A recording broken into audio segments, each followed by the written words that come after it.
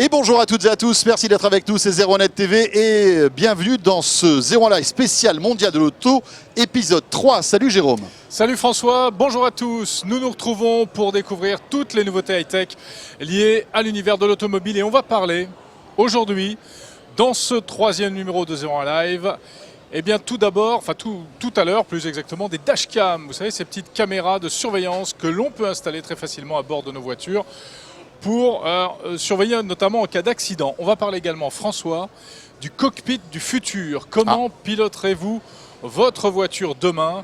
Vous verrez ça, c'est pas ma voiture, hein, Jérôme, hein, je te le dis tout de suite. Ça sera en partie avec le regard et les mouvements de la tête. Voilà, alors vous avez été très nombreux à suivre nos divers numéros, nos divers 01 Live depuis le mondial de l'auto et vous l'avez remarqué, c'est très gentiment Coyote qui nous accueille donc pour ces 3 numéros. Et bien justement, on va s'intéresser aux nouveautés Coyote parce qu'il y en a pas mal.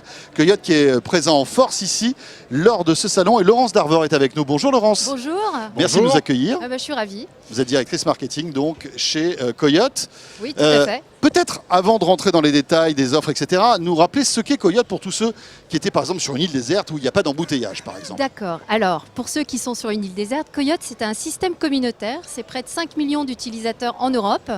Et donc, c'est un système communautaire qui permet de signaler à tous les conducteurs en temps réel toutes les perturbations routières qu'ils vont rencontrer sur leur route. Donc, c'est un véritable assistant d'aide à la conduite pour tout ce qui est l'infotrafic, les perturbations, les accidents, etc.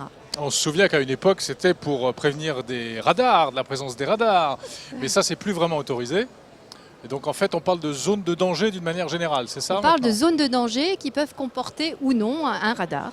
Mais effectivement, Coyote, c'est bien plus que ça, puisque c'est aujourd'hui toutes les remontées d'infotrafic. On a même des partenaires médias dans lesquels on peut donner cet infotrafic. Et c'est la communauté Coyote qui informe sur les aléas de la route à tel endroit ou sur des perturbations routières. On a aujourd'hui plus de 30 perturbations routières différentes et à peu près 80% sont des remontées sur la sécurité routière.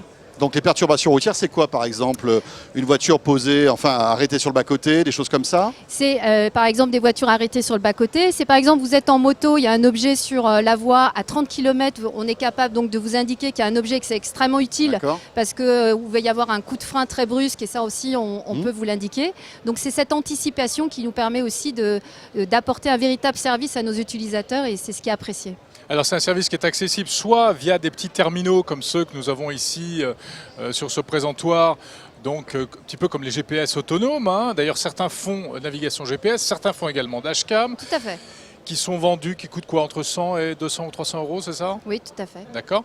Et puis voilà, ils sont là, hein, les petits appareils, on les voit. Hop. Voilà. Ou bien via une application sur mobile également.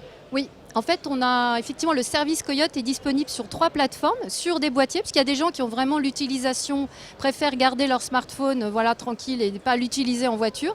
Donc il y a vraiment pour les gens qui conduisent beaucoup, on a beaucoup de gens qui nous prennent effectivement ce type de boîtier en fait, dédié vraiment aux alertes Coyote.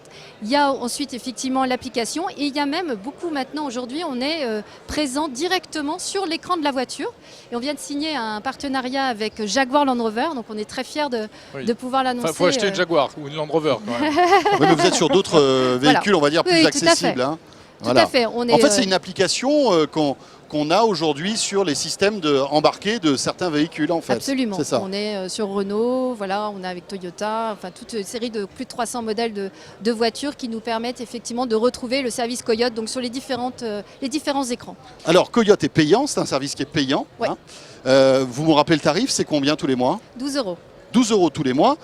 Malgré tout, aujourd'hui, il y a une concurrence, Laurence. Il y a pas mal de services gratuits qui existent. Il y a notamment le plus réputé qui est Waze, qui a été racheté par Google. Comment vous différenciez-vous en fait, de ces services gratuits et qui vous font malgré tout de la concurrence aujourd'hui? Alors, en fait, déjà, juste pour prendre un tout petit peu de recul, c'est vrai qu'on est sur un marché qui est devenu très concurrentiel puisque c'est le marché de la mobilité quelque part et il y a beaucoup d'acteurs et beaucoup d'attentes des utilisateurs, que ce soit en termes de géolocalisation, de services de parking. On vient de signer, nous, un service, un partenariat avec Parcopédia. Donc, on voit que ce marché, en tout cas, est extrêmement dynamique et il y a beaucoup d'acteurs. Et s'enrichit, en fait, de mois en mois. Et s'enrichit, tout à fait. Et c'est qu'il y a une vraie place à jouer pour nous qui ne sommes pas dans les cycles industriels de l'automobile, qui sont des cycles beaucoup plus longs. où la Coyote, en tout cas, a une vraie place à jouer dans des cycles plus courts et de pouvoir équiper même des voitures qui ne sont pas encore connectées. Alors, pour vous donner les différences et vraiment les atouts de Coyote, c'est qu'effectivement, on est un service payant, donc on l'assume. Et c'est ce qui fait qu'on a une communauté qui est aussi extrêmement engagée et qu'on a une fiabilité des informations qui est extrêmement importante. C'est-à-dire que tous les aléas de la route sont remontés en temps réel par nos utilisateurs, mais derrière, il y a toute une intervention de nos techniciens qui vont filtrer, vérifier, contrôler l'information si elle a été confirmée plusieurs fois, dans quel laps de temps, etc. Et ensuite qu'on va redescendre aux utilisateurs. Donc c'est vrai que du coup, on a une particularité, c'est qu'on a des gens qui sont extrêmement engagés avec nous dans le service, qui sont très fidèles et qui donc une fiabilité de l'information qui est importante. On a aujourd'hui, donc je vous l'avais dit tout à l'heure, effectivement on est présent en Europe. Et puis c'est vrai qu'on est dans un modèle sans publicité, voilà, c'est assumé. Les datas qui sont collectées sont faites de façon anonyme. Nous, elles nous servent à améliorer notre service tous les jours ou rendre de la data à l'utilisateur. C'est-à-dire que là, on vient de sortir le journal de bord, c'est mes stats Coyote. Et vous allez très concrètement pouvoir en fait vous rendre compte de ce que la communauté vous apporte et ce que vous apportez à la communauté. Donc on est vraiment dans cette démarche de rendre la data aux consommateurs et de ne pas utiliser à des fins publicitaires. C'est-à-dire très concrètement, donc comment ça fonctionne ce journal ? En fait, mes stats Coyote, c'est votre journal de bord. Tous les jours, si vous avez envie, vous pourrez aller vous connecter et vous verrez qu'en fait, vous avez à la fois des informations sur votre pratique, c'est-à-dire la distance parcourue, votre vitesse moyenne, si vous avez passé beaucoup de temps dans les embouteillages, et à la fois aussi le nombre d'alertes que vous avez remontées à la communauté. Alors, est-ce que vous êtes un éclaireur engagé, efficace, ou est-ce que le nombre d'alertes que vous avez reçues de la communauté. Donc vous voyez très concrètement à quoi vous sert le service tous les jours en fait. Alors petite question concernant justement toute cette information, c'est d'une richesse folle en fait, toutes les informations que vous récoltez. Comment, alors on a bien compris comment vous pouvez la renvoyer auprès des utilisateurs, mais vous devez avoir en fait une mine d'or en termes d'informations de trafic. Ce sont des données qui ont beaucoup de valeur, ça. Qu'est-ce que vous en faites de toutes ces données ? En fait, la première chose, c'est que ça nous sert à améliorer notre service. C'est vrai qu'effectivement, on voit qu'il y a des zones, par exemple, où il peut y avoir plus de dangers que d'autres. Donc, ça nous sert aussi à indiquer à nos utilisateurs et à donc améliorer nos services. Et on travaille sur beaucoup de nouveaux services pour améliorer l'expérience utilisateur. Et à la fois aussi, bien évidemment, pouvoir avoir des partenariats avec par exemple, on est en partenariat avec RMC, le groupe Next Régie, où on peut effectivement donner des informations de trafic. Et donc, la communauté, en fait, remonte des informations de trafic routier. Et donc, on peut travailler avec... Oui, vous communiquez ces informations, en fait, à une audience. D'accord.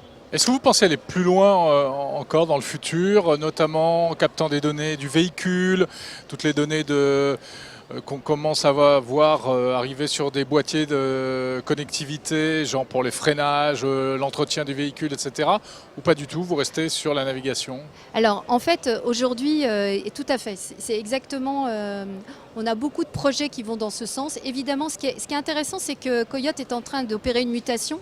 C'est-à-dire que vraiment, on part dans le cas des objets connectés. Quelque part, avec Mestat Coyote, on devient un objet connecté puisque on est typiquement dans ce cadre-là. Et donc, bien évidemment, on va de plus en plus aller vers également remonter des informations de la voiture, proposer des nouveaux services. Donc, on parle évidemment de géolocalisation, mais là, on parle de parking parce qu'on sait que ça, c'est une attente très forte des gens de trouver en temps réel une place de parking. Alors là, si vous arrivez à régler le problème des places de parking, franchement, Laurence, mais alors là, ça fait rêver ça. Et ben voilà, écoutez, on va répondre. Très bien. En tout cas, merci. Je vous en prie. Et merci de nous avoir accueillis pendant ces 3 numéros ici sur le centre de Coyote au Mondial de l'Auto. Est-ce que j'ai encore le droit à une petite chose ? Oui, bien sûr. Alors juste pour vous dire qu'on a une offre exceptionnelle à profiter parce qu'elle ne va pas durer tout le temps. On a une offre exceptionnelle sur le Mondial. C'est qu'on propose d'essayer gratuitement Coyote pendant 3 mois. C'est la première fois qu'on le fait. Donc voilà, tous ceux qui ont envie de sauter le pas avec nous, on les accueille avec beaucoup de plaisir. Et c'est sans obligation, sans frais de retour. Mais on fait le pari que voilà, faut l'essayer, c'est l'adopter. Merci beaucoup. Laurence Larvor. Tout à l'heure, on parle des dashcams pour surveiller, filmer tout ce qui se passe sur la route. Mais avant, Mais avant Avant, cela- nous allons accueillir quand même le spécialiste, on va dire le king de l'automobile connectée. Tadam. C'est David Noguera qui nous a rejoint ici même sur ce studio Coyote. Salut David. Bonjour. Tu vas nous présenter Bonsoir, ton David. invité dans un instant, mais Tout à fait. avec David tout à l'heure, tu le disais, on va parler de Dashcam parce que évidemment c'est l'un des produits tendance de ce mondial de Ouais. l'auto, bien évidemment, et à suivre. Et si vous êtes un fan d'automobile connectée, allez sur zeronet.com et sur Zeronet TV, énormément d'articles et énormément de vidéos que David a tournées pour vous montrer un petit peu toutes les innovations étonnantes qu'on a pu voir lors de ce mondial. David, à vos côtés, Franck Vigo. Bonjour. Vous Bonjour. êtes président du département automobile de Segula Technologies. Exactement. Et vous allez nous dire ce qu'est Segula Technologies et vous allez nous parler notamment de ce que vous présentez ici au Mondial de l'Auto qui est assez étonnant, qui n'est pas vraiment une voiture mais qui fait rêver malgré tout. C'est juste derrière vous d'ailleurs, je ne sais pas si on Le l'aperçoit stand est sur juste l'image. derrière, il y a beaucoup de monde. Oui, hein. le stand est juste derrière. Tout à fait. C'est un truc assez fou, c'est peut-être l'habitacle de l'automobile du futur. En tout cas, c'est un des objectifs. Agora Pulse, c'est notre concept car et effectivement développé par les équipes de Segula. Donc Segula, effectivement, en deux mots, Segula est une entreprise française, une entreprise d'ingénierie. Donc on travaille, nos clients sont les constructeurs, les équipementiers du monde automobile. Nous sommes aujourd'hui 10 000 personnes, nous sommes présents dans 24 pays dans le monde et pour bien accompagner les constructeurs et les équipementiers, justement, on a le devoir aussi d'innover à leur côté. Alors racontez-nous, décrivez-nous un petit peu les images qu'on voit là. On comprend bien, hein, c'est-à-dire qu'on a en incrustation sur le pare-brise des informations, c'est ça ? Exactement. En fait, l'objectif cette année était d'améliorer la sécurité du conducteur autour d'un concept qu'on avait déjà inventé il y a 2 ans, qui était une tablette qui prenait le contrôle du tableau de bord du véhicule. Mais la tablette a le danger d'attirer le regard du conducteur pas forcément au bon endroit. Ah oui. Donc nous sommes allés plus loin et cette fois-ci on utilise le pare-brise comme écran. Donc la tablette vient de s'éclater sur l'écran et donc sur le pare-brise Enfin, s'éclater, du tableau C'est de bord. éclaté. Alors, l'affichage de la tablette. Non, pas c'est une éclater image. notre... Non, c'est une Virtuellement. image, Eh bien, bien c'est évidemment. éclaté Donc en fait, c'est le bas du pare-brise qui se transforme en écran en Alors, tableau de bord. Non, la totalité Pas seulement, du pare-brise. c'est vraiment la totalité. Du pare-brise. En fait, vous retrouvez dans le bas toutes les informations qu'on peut retrouver sur un tableau de bord classique, contour, musique et autres, climatisation. Et puis après, vous avez quelques notifications qui vous arrivent sur le pare-brise. Alors évidemment, pas dans le champ de vision du conducteur. Et elles arrivent sur les côtés, à droite ou à gauche, en fonction des informations, mais des notifications qui arrivent sur votre téléphone de temps en temps, un SMS par exemple. On vient de voir une la température. information, Là, donc la température, on est sur le tableau de bord, mais on peut avoir un peu plus haut, on l'a vu tout à l'heure, donc des SMS qui peuvent arriver, des informations sur le trafic, des bouchons notamment qui peuvent arriver, un certain nombre d'informations qui arrivent, voyez, sur le côté, et donc le conducteur. L'idée qu'on avait aussi, c'était de se dire. Là, c'est en plein dans le champ de vision quand même. Ah Ouais, non, mais on ça est sur le gêne côté. pas. On est sur le côté. Le champ de vision est Oui, disponible. mais on voit Alors, qu'il y a quand même pas mal d'informations qui s'affichent sur le... oui. Oui, oui. Enfin, sur le champ de vision du conducteur. C'est pas gênant, ça? On arrive malgré tout à voir ce qui se passe derrière? Alors en fait, déjà on voit ce qui se passe derrière, et d'une, on n'est pas dans le champ centré, on est sur le côté, et en fait l'objectif était justement ces informations arrivent déjà dans votre voiture aujourd'hui. Ils arrivent, mais ils n'arrivent pas Au bon endroit. pas du tout au bon endroit. D'accord. Ils attirent le conducteur à quitter les yeux de la route. Nous Ouais. on voulait absolument qu'il garde les yeux au travers du pare-brise, garde les yeux évidemment sur ce qui se passe à l'extérieur. Il est là pour ça, le conducteur. Ouais. Et deuxième intérêt, oui. on a été plus loin, effectivement, on a dit on ne va pas quitter les yeux de la route, on ne doit pas quitter non plus les mains du volant. Et donc pour ne pas quitter les mains du volant, il a fallu Pour l'instant, décider. parce que ça va changer. Oui. Bientôt, il n'y aura plus de volant. Mais toute façon, plus de volant, plus de indépendamment pédale. de la Convention de Vienne, on voulait aussi, pour des raisons de sécurité, pouvoir interagir avec le véhicule, justement sans être obligé de guider les mains sur un objet qui soit à côté du pare-brise. Donc on utilise le regard. Cette fois-ci, il y a une caméra qui traque le regard. On utilise le regard pour faire bouger le pointeur de la Wow. souris. C'est votre regard qui fait bouger le pointeur de la La souris classe. pour aller de droite à gauche. Quelle est la technologie dans l'écran? Parce qu'on voit bien qu'il y a une espèce d'affichage dans l'écran.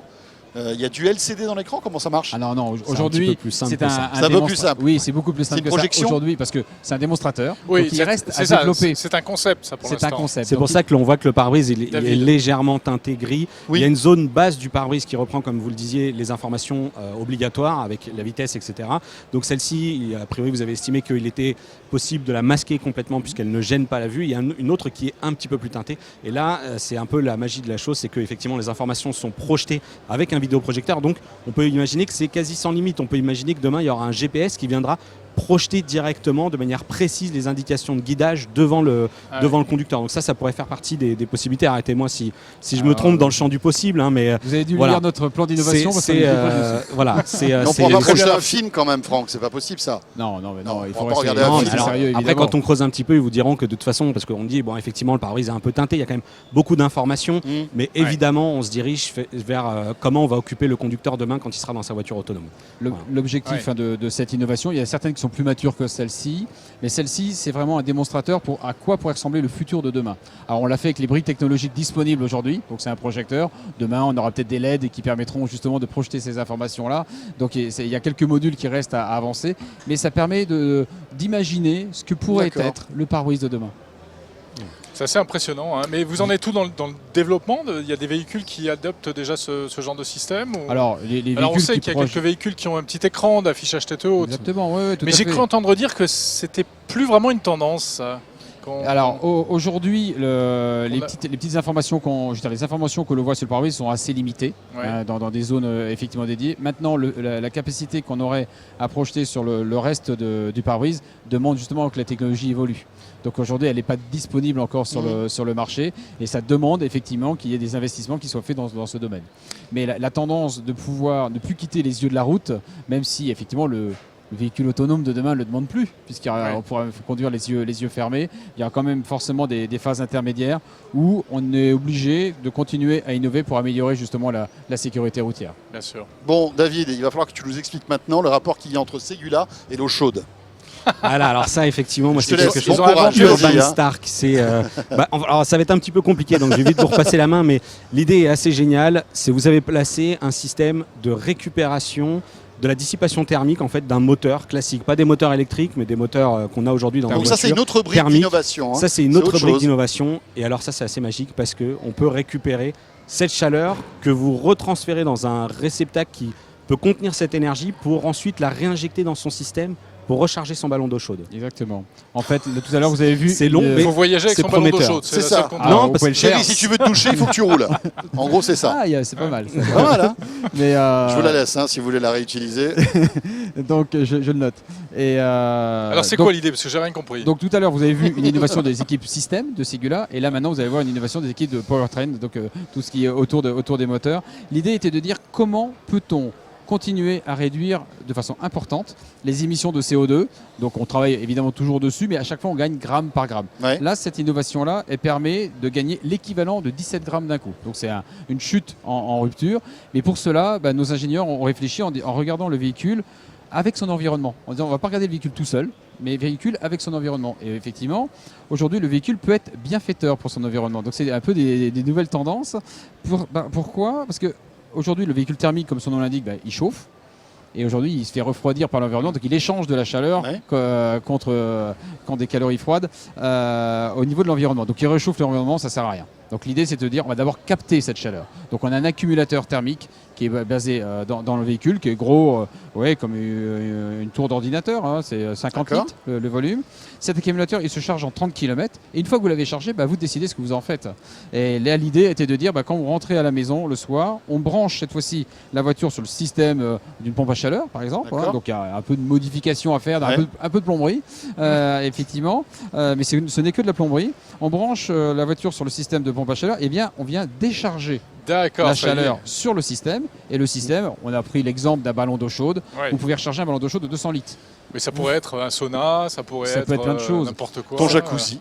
Mon jacuzzi. Ça peut être plein de choses. Mais un ballon d'eau chaude ballon d'eau chaude de 200 litres, ça commence à parler ouais, en 30 km seulement. Exactement. C'est-à-dire, je rentre du travail, je recharge 30 km, la famille peut prendre les douches le soir sans payer l'eau chaude. Vous transférez la chaleur ou vous transférez l'eau chaude? Non, on transfère la chaleur. La chaleur. Les calories. Donc il y a un délai quand même pour faire chauffer l'eau après. Un peu comme le ballon d'eau chaude aujourd'hui. Il se chauffe la nuit, vous l'utilisez le mais demain, il n'y aura plus de véhicules thermiques, Franck. On sera tout électrique. Qu'est-ce qui va se passer? Ah oui, alors ça, effectivement, ça c'est intéressant.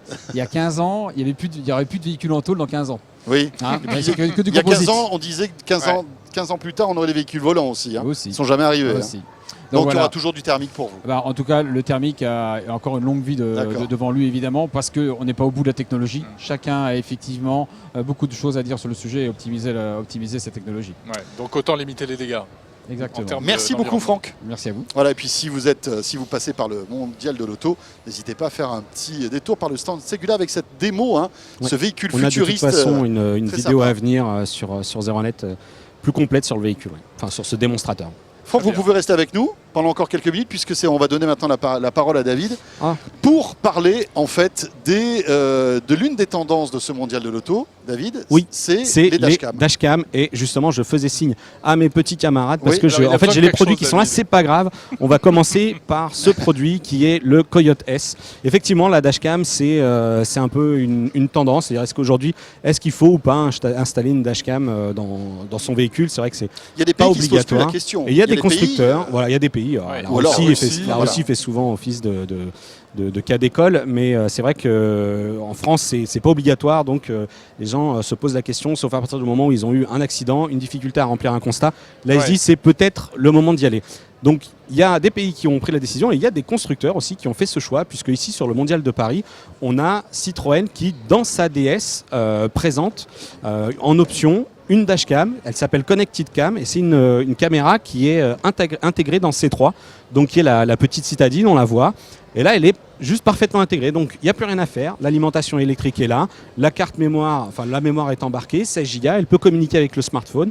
Bon, il y a juste un point que je trouve un peu dommage, c'est que cette caméra, elle peut donc enregistrer 30 secondes avant un accident, 90 secondes après, c'est-à-dire que j'ai eu un accident, je veux enregistrer ce qui s'est passé, j'appuie sur le bouton. Or, on sait que lorsqu'on vient d'avoir un accident, on est on un a peu autre chose à déboussolé. faire que de faire Voilà, du montage vidéo. Je quoi. pense que par la suite, peut-être qu'ils Ouais. rendront la chose automatique, peut-être en utilisant un accéléromètre qui détecterait un freinage brutal ou quelque chose comme ça, et qui activera automatiquement cet enregistrement. Donc c'est la une bonne première idée. voiture française qui a une dashcam de série, c'est Oui, ça? voilà. Donc D'accord. c'est plutôt c'est une une option bonne malgré idée. tout. C'est une option. Alors Ouais. à partir de 400 €, 370, et elle peut tomber à 300 € Oui, si c'est jamais pas de vous êtes série, sur c'est un en véhicule. première montre. quoi. C'est de la première montre, voilà. Ouais. Mais, c'est le L'avantage, c'est que c'est concessionnaire. bien intégré, il Voilà, n'y a pas de fil qui exactement. traîne, etc. Exactement, Ça, c'est cool. tout est bien Il y intégré. a d'autres constructeurs qui ont ce genre d'initiative ou pas? De démarche, pas à ma connaissance, mais encore une Ça fois, je va pense venir, que ça. une fois que ça deviendra un peu obligatoire, D'accord. voilà, je pense que c'est des choses qui arriveront vite, parce que après tout, il y a des caméras aujourd'hui beaucoup dans les voitures pour surveiller les lignes blanches. On peut tout à fait envisager que l'usage Oui. de celle-ci soit détourné pour enregistrer donc ce qui se Bien passe. sûr. Mais on peut imaginer que sur demain, la ça devienne indispensable et obligatoire d'avoir une À dashcam partir ou du pas? moment où tout le monde va commencer à jouer le jeu, c'est-à-dire les compagnies d'assurance vous diront on fait baisser la prime de risque si jamais vous avez une caméra. C'est le cas, mais que pour certaines compagnies. Que pour c'est ça certaines compagnies, D'accord. et vraiment il faut que ce D'accord. soit quand même bien bordé. Il faut vraiment qu'il Ouais. y ait une volonté de tout le monde, de l'industrie et du côté des assurances. Sinon les gens achèteront pas parce que ça reste quand même des produits qui peuvent vite devenir chers. Sur les produits qui sont plus cette fois-ci des produits de seconde monte, alors comme Ah, on voilà, est chez c'est ça, Coyote, si on n'a pas de dashcam, voilà, de et bien première montre dans justement, sa donc il y a voiture, le Coyote S qui lui intègre, alors on la voit derrière une petite caméra, hop voilà, elle est juste là, cette caméra sur le Coyote S, et donc je peux tout à fait continuer de recevoir mes alertes de zone de danger, zone à risque, zone embouteillage, et en plus enregistrer en permanence ce qu'il se passe devant moi, et c'est aussi le rôle de ce produit-là que j'ai, alors là qui est un produit beaucoup plus complet, qui est un produit Blackview. Alors Coyote S, si je ne m'abuse, c'est 199 €, sauf grosse promotion en cours, mais 199 € souvent c'est les prix chez Coyote, parce que c'est toujours plus pour le même prix. Et donc cette caméra, voilà, bon, alors, donc la caméra de Blackview, voilà, c'est ça, c'est ce qu'on c'est voit la à Blackview, l'image. ça. Le produit de Blackview, c'est un produit qui est Full HD, le produit que j'ai C'est pas amené mal, hein, ici. la qualité est bonne. La Ouais, qualité et puis est bonne. Et puis l'angle de vision est immense. Donc ça, c'est Exactement. cool, hein. Donc on la positionne en haut, derrière le pare-brise, et vraiment elle peut filmer tout ce qui se passe devant, Donc, avec ouais. la particularité du modèle qu'on a amené, qui est la DR650S double canal, qui filme à la fois ce qui est devant et derrière. Alors il y a une petite installation, faut passer des câbles dans la voiture, Ouais. mais si jamais on se fait percuter par l'arrière et que la personne qui était derrière est un peu énervée, elle veut pas être d'accord avec ce qu'on indique sur le constat là. Ouais, Oui. au Preuve moins, irréfutable, On la pourra- vidéo on là. pourra donc, filmer sa plaque d'immatriculation. exactement, notamment. s'il C'est y a tout un bête, délit hein, de mais- fuite, c'est vraiment Donc c'est la ce genre grosse de- à l'avant et la c'est petite à l'arrière. la c'est grosse ça à l'avant, voilà, la petite à l'arrière. Alors ce produit qui est là, il est en plus assez malin. On le voit, il y a un petit QR code parce qu'elle intègre une connexion Wi-Fi. Alors là, ça va parler aux professionnels. On est sur un produit qui est à 319 €, mais à tout moment, je peux accéder au contenu de la dashcam via le smartphone, À distance. à distance. Ah, Alors ouais. forcément, il faut qu'il y ait un point d'accès data Oui. dans la voiture. Donc soit j'ai partagé Oui, c'est-à-dire un que la point d'accès voiture a du Wi-Fi 4G du Wi-Fi par 4G, exemple. exactement. Je vais pouvoir, moi, n'importe où dans le monde, regarder en temps réel ce qui passe ce dans qui la se passe voiture. dans la voiture, exactement. C'est passionnant, Donc- surtout quand elle est garée au parking. Quoi, Bah, c'est intéressant. Non, mais Voilà, c'est donc- surtout en termes de vie privée, ça peut poser des problèmes quand même Bah, aussi, parce que... Oui, alors après, il y a un voyant qui s'allume dans le véhicule Ouais. lorsqu'on consulte D'accord. la donnée. En même temps, c'est mais, ta voiture. Hein. Oui, mais non, mais imagine par exemple, ce sont Mais- des voitures qui servent pour le travail, pour des VRP, des choses comme ça. Ah Le bah patron après, peut c'est- peut-être les espionner. Après, ça sera ouais, contractuel, voilà, j'imagine. Là, Ouais, typiquement, ça s'adresse à des. Enfin, c'est vrai que c'est plutôt du produit de professionnel, mais si une flotte demain de livreurs décide d'équiper ces véhicules de ces produits, j'imagine que contractuellement, il faudra que ça soit précisé. Vous êtes filmé, etc. Voilà, c'est vraiment. Et Combien ça sourire. coûte, faudra que ça, ce soit David? cadré. Donc là, on est sur un produit à 319 €, mais évidemment, il y a des produits moins chers, hein, y compris chez Blackview à moins de 200 €. Et là, on va embrayer sur le dernier produit, qui est un produit que j'aime beaucoup, moi, qui est un produit tout en un aussi, qui est un GPS Garmin, qui, pour le coup, lui, fait office de GPS avec tout ce qui va bien. La Classique. cartographie Europe, mise à jour à vie, un guidage avec de l'information trafic, et en plus, une caméra intégrée à l'arrière. Donc, pendant que je roule, elle filme la route.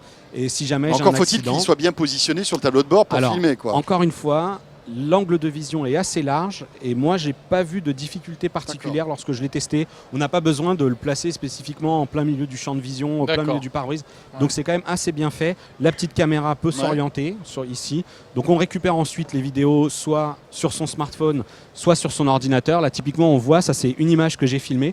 Bon, un retour La de qualité Roissy. d'image est bonne, hein. Donc la qualité d'image est là encore bonne. À tout moment, je connais ma localisation, ma vitesse, donc l'emplacement, et je peux récupérer et même lire les vidéos directement depuis le GPS. C'est-à-dire que toute Ouais. contestation devient impossible. Un accrochage, Oui, je sors mais- le GPS, je dis voilà comment ça s'est passé, y compris C'est devant la véritablement accepté comme preuve personne. Alors juridique. ça, c'est souvent laissé à l'appréciation du juge. Ah oui. C'est-à-dire qu'on est capable de fournir une preuve. C'est un et après, commencement c'est de laissé preuve, mais c'est C'est-à-dire pas... officiellement, c'est de- pas une preuve. Non. Voilà, de plus en plus, ça a tendance quand même à être D'accord. retenu comme quelque chose de valable. Et encore une fois, on le disait tout à l'heure, une fois que tout ça, ça sera devenu vraiment des preuves acceptables, ça incitera les Ça gens aura aussi du sens. à s'équiper. Donc là, on est sur un Donc 2 produit en de 1 Garmin, GPS dashcam. GPS dashcam qui est à 319 €. Voilà. Et la petite dernière, la petite Kenwood La qui petite est là. dernière, c'est un produit que j'ai pris, qui est effectivement un produit qui vient tout juste de m'arriver, donc je vais le tester. DVR 410 de Kenwood, donc qui est un produit beaucoup plus petit. Et pour lequel, pour l'instant, j'ai quelques petites réticences. En fait, Kenwood, c'est un spécialiste du car audio. Et du coup, il a un petit peu la logique de l'installateur. C'est-à-dire que là, je n'ai pas de chargeur allume-cigare. Tout ça, ça fonctionne avec un simple... C'est plug and play. J'arrive dans ma voiture, je branche un chargeur allume-cigare. Enfin, ça fait des fils partout, Ça c'est pas fonctionne. très beau. Quoi. Ça fait des fils partout. Il y a beaucoup de longueurs de câbles, souvent, pour bien les dissimuler, Ouais. etc. Chez Blackview, on va même jusqu'à vous proposer un petit boîtier pour 30 € pour avoir une alimentation permanente sur la batterie. Donc, je n'ai plus à toucher à rien. Mais encore une fois, ça a un Ouais. coût. Et là, ici, eh bien, c'est une alimentation aussi qui vient se reprendre sur le réseau électrique du véhicule. Donc, ça demande un petit peu Donc c'est de beaucoup mieux bricolage. intégré. C'est beaucoup mieux intégré. Mais c'est plus compliqué mais à c'est de installer, l'installateur, quoi. voilà. Donc Voilà, 199 € avec une installation un petit peu plus fixe. Je ne peux pas vous dire pour l'instant ce que ça vaut du côté de la qualité de l'image parce que c'est tout frais, ça vient d'arriver. Et ça enregistre quelle durée de vidéo? Et en fait, ça tourne en boucle. Donc, ces Comme les produits-là, autres comme les autres, D'accord. toute la notion de dashcam, c'est que ça tourne en boucle. Ça tourne en boucle. Et Ça tourne en boucle sur quelle durée? C'est quoi? fonction de la c'est une la fonction de la demi-heure? capacité Ah ouais. de mémoire sur 16 Go. On va facilement enregistrer plus de 4 heures en Ah ouais. Full HD. Et bien au-delà même. Et le principe, c'est qu'à partir du moment où les accéléromètres qui sont présents dans les boîtiers enregistrent une saccade ou un freinage franc, une accélération franche, ils placent ça dans un répertoire sécurisé et D'accord. ça sera l'utilisateur D'accord. uniquement qui pourra l'effacer. Ah oui, pas mal. Donc, et tant que rien ne se passe, mais dans l'absolu, la capacité de mémoire n'est pas vraiment un problème. C'est-à-dire qu'à C'est partir bien du parce que moment c'est où on très a un plug and problème- play ces produits-là. On Voilà, les met en à route, partir après on du- s'en occupe plus. Exactement. c'est Ouais. ça. Voilà, ça enregistre automatiquement, on les oublie Voilà. quoi finalement. Mais Exactement. en revanche, quand on en a besoin, parce qu'il y a un choc, il y a un truc qui se passe, Bah, on a le Ouais. fichier quoi. Voilà, C'est pratique. exactement. Merci David. De rien. Merci beaucoup. Bah voilà, Ce spécial dashcam. spécial dashcam. Bon, Jérôme, je crois qu'on Eh bien, nous avons fait le tour, cher ami. on va repartir de ce Oui. mondial de l'auto. Et oui. Merci d'avoir suivi ce 3e numéro de 01 Live spécial mondial de l'auto. Vous savez qu'il y a 2 autres précédentes éditions, précédents Voilà. numéros à revoir. On va parle de voir. véhicules connectés, de véhicules autonomes. Ouais. Surtout, n'hésitez pas à les retrouver si vous les avez ratés. Et puis, on se retrouve comme d'habitude jeudi soir, hein, c'est-à-dire ce jeudi. Ou si toute c'est jeudi l'actu soir, high-tech ça va être jeudi. Ouais. dans 01 Live Hebdo. Portez-vous bien, merci de nous avoir suivis et à très vite. Salut à tous.